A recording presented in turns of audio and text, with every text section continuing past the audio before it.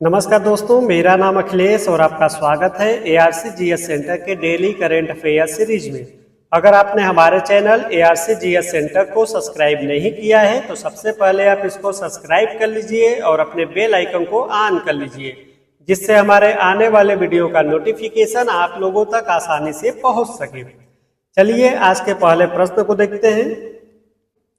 हाल ही में भारत ने किस देश के साथ डिजिटल वीजा पायलट प्रोग्राम शुरू किया है? हमारे ऑप्शन है A Germany, B Australia, C UAE, D Canada. हमारा जो आंसर है सी यूएई। हाल ही में संयुक्त अरब अमीरात ने भारतीय नागरिकों के लिए एक पायलट कार्यक्रम शुरू किया है, जिसमें गोल्डन वीजा प्राप्त करने के लिए न तो संपत्ति खरीदनी है और न ही कोई व्यापार निवेश करना है। यह CEPA 2022 के तहत भारत यूएई साझेदारी को मजबूत करता है।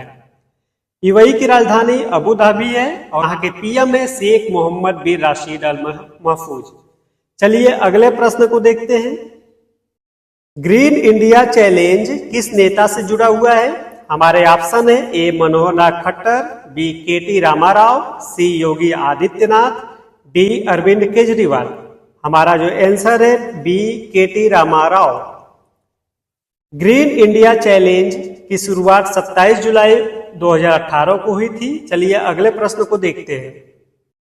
किस राज्य ने सौर ऊर्जा नीति 2025 की घोषणा की है? Option A Bihar, B Tamil Nadu, C Rajasthan, D Madhya Pradesh. तो हमारा जो आंसर है ऑप्शन ए बिहार।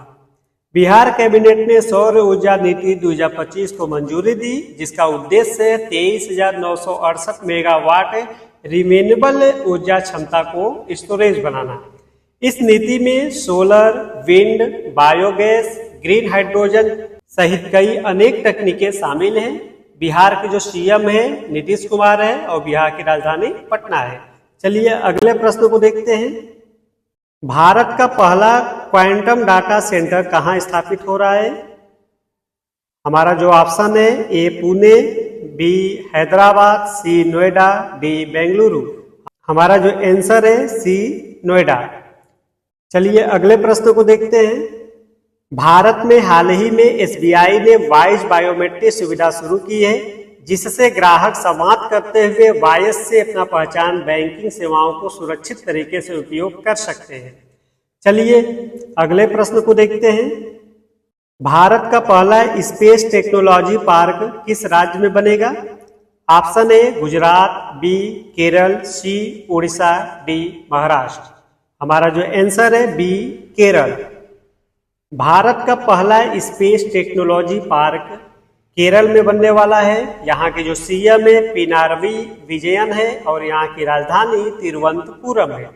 चलिए अगले प्रश्न को देखते हैं। भारत एएल मिशन किसके द्वारा शुरू किया गया है? ऑप्शन है ए नीति आयोग, बी रक्षा मंत्रालय, सी MEITY, डी इसरो। हमारा जो आंसर है MEITY या ministry of electronic and IT। इस मिशन की घोषणा MEITY द्वारा की गई है, जिसमें एएल संबंधी शोध, विकास व रणनीतिक केंद्रित पहले शामिल है। चलिए अगले प्रश्न को देखते हैं। विश्व प्राकृतिक संरक्षण दिवस कब मनाया जाता है? ऑप्शन है ए 26 जुलाई, बी 28 जुलाई, सी 29 जुलाई और डी 30 जुलाई। हमारा जो आंसर है बी 28 जुलाई। दिवस प्रतिवर्ष 28 जुलाई को मनाया जाता है, जिससे प्राकृतिक संरक्षण पर लोगों का ध्यान खींचा जाता है। इसको पहली बार 1990 के दशक में मनाया गया था। चलिए अगले प्रश्न को देखते हैं। किस राज्य ने स्टार्टअप्स नीति 2025 लॉन्च की है? हमारे ऑप्शन है ए उत्तर प्रदेश, बी असम, सी पंजाब, डी गुजरात। हमारा जो आंसर है बी असम। हाल ही में असम सरकार ने स्टार्टअप्स पॉलिसी 2025 पेश की है, जिसमें स्टार्टअप्स को पूंजी, पंजीकरण और बाजार तक पहुंच जैसे सुविधाएं दी जा रही है। असम की राजधानी दिसपुर है और वहां के सीएम है श्री हिमंत बिस्व शर्मा। चलिए अगले प्रश्न को देखते हैं। भारत का नया राष्ट्रीय सूचना सुरक्षा सलाहकार यानी NCSA कौन बना है? हमारे ऑप्शन है ए राजीव चंद्रशेखर, बी अरविंद कुमार, सी अजित डोभाल, टी समीर सरल। हमारा जो आंसर है बी अरविंद कुमार। हाल ही में अरविंद कुमार को भारत का राष्ट्रीय सूचना सुरक्षा सलाहकार नियुक्त किया गया है। चलिए अगले प्रश्न को देखते हैं। श्रीमद् भागवत कथा महोत्सव 2025 किस राज्य में हो रहा है?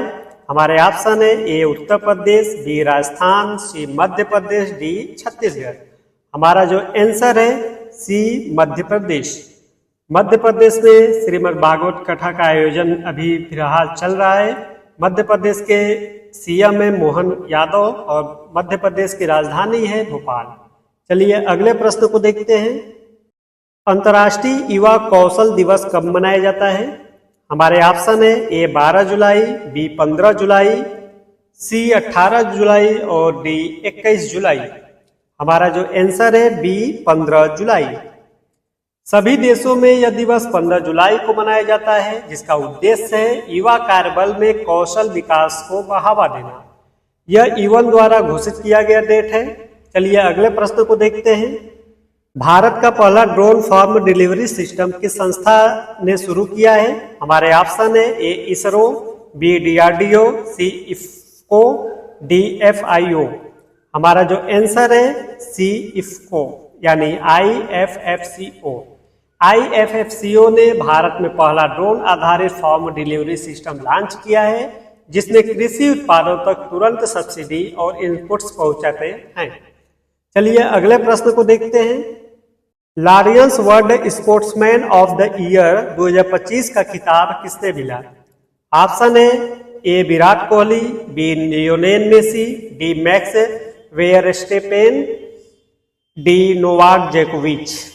हमारा जो आंसर है बी लियोनेल मेसी। 2025 में लॉरियंस अवार्ड में world sportsman of the year का खिताब अर्जेंटीना के फुटबॉलर लियोनेल मेसी को मिला। चलिए अगले प्रश्न को देखते हैं। प्रोजेक्ट उद्भव किसके द्वारा शुरू किया गया है? हमारे ऑप्शन है ए प्रधानमंत्री कार्यालय, बी गृह मंत्रालय, सी रक्षा मंत्रालय, डी इसरो। हमारा जो आंसर है सी रक्षा मंत्रालय। प्रोजेक्ट उद्भव की शुरुआत रक्षा मंत्री राजनाथ सिंह द्वारा की गई है। यह भारतीय सेना व कॉम्प्लेक्स थिंक टैंक USI द्वारा मिलकर बनाया गया है। इसका उद्देश्य प्राचीन भारतीय राज्य कला के ज्ञान को आधुनिक सैन्य प्रशिक्षण में शामिल करना है। चलिए अगले प्रश्न को देखते हैं। भारत का पहला एयरपोर्ट रूम कहाँ बना है? हमारे ऑप्शन है पहला ए दिल्ली, बी मुंबई, सी लखनऊ, डी जयपुर। हमारा जो आंसर है ए दिल्ली। दिल्ली में एएल आधारित कोर्ट रूम का पहला सेटअप शुरू किया गया है, जिसमें एएल तकनीक अदालत प्रक्रिया में सहयोग करती है। चलिए अगले प्रश्न को देखते हैं। महिला ओलंपिक 2025 की मेजबानी कौन कर रहा है? हमारे ऑप्शन है फ्रांस, जापान, अमेरिका, कनाडा। हमारा जो आंसर है फ्रांस है। फ्रांस की राजधानी पेरिस है और यहाँ के PM है फास्वा वेरू। चलिए अगले प्रश्न को देखते हैं। प्रधानमंत्री ने हाल ही में किस योजना के तहत 3 करोड़ घरों की घोषणा की है? ऑप्शन है ए स्वनिधि योजना, बी अमृत योजना, सी PM आवास योजना, डी उज्ज्वला योजना। हमारा जो आंसर है सी PM आवास योजना। हाल ही में PM नरेंद्र मोदी ने PM आवास योजना के अंतर्गत 3 करोड़ नए घर बनाने की घोषणा की है। PM आवास योजना की शुरुआत 25 जून 2015 को हुई थी। चलिए अगले प्रश्न को देखते हैं। किस संस्था ने हाल ही में एयर टीचर असिस्टेंस विकसित किया है? आप NITI Aayog, B IIT Madras, C CBSE, D NIOS। हमारा जो आंसर है B IIT Madras. IIT Madras ने एक एएल आधारित टीचर असिस्टेंस विकसित किया है, जो शिक्षा प्रौद्योगिकी में अग्रणी है। IIT मद्रास की स्थापना 1959 में जर्मनी के सहयोग से किया गया था। चलिए अब आज के लास्ट प्रश्न को देखते हैं। वन्यजीव DNA बैंक किस राज्य में स्थापित किया गया है? हमारे ऑप्शन है ए उत्तराखंड, बी उड़ीसा, सी कर्नाटक, डी छत्तीसगढ़। जो आंसर है बी उड़ीसा। उड़ीसा में पहला वन्यजीव DNA बैंक शुरू किया गया है, जो संरक्षित प्रजातियों की आनुवांशिक जानकारी संग्रहण करेगा उड़ीसा की राजधानी भुवनेश्वर है और वहां के सीएम है मोहन चरण मांझी। दोस्तों आज के लिए इतना ही, मिलते हैं कल के नए करेंट अफेयर सीरीज में। Thank you.